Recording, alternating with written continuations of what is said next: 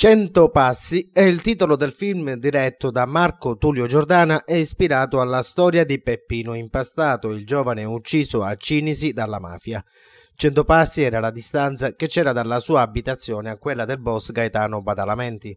100 giorni a Palermo è invece il film di Giuseppe Ferrara che racconta del periodo trascorso da prefetto a Palermo del generale Carlo Alberto Dalla Chiesa.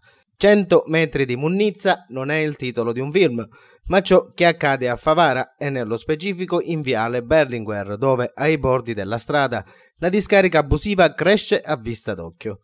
Incuranti del qualsivoglia divieto imposto e in assenza di controlli, cittadini incivili sia di giorno che di notte abbandonano in strada ogni genere di rifiuto. Una lunghissima fila di nauseabondi sacchetti, 100 metri appunto, che non solo minacciano la salute pubblica, ma in vista di Expo 2015 sono anche un pessimo biglietto da visita per una città che vuole esportare nel mondo la sua immagine. Ancor più adesso che dalla regione è stato imposto fino al 20 gennaio il conferimento a singhiozzo nella discarica di Catania.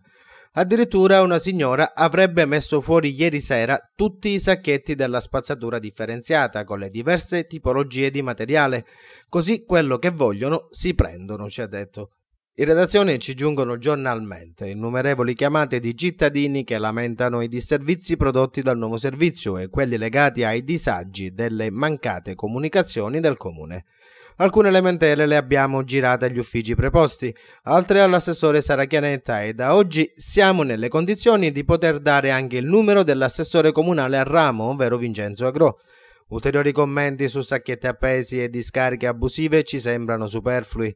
Affidiamo alle immagini nude e crude il racconto della situazione tutta favarese.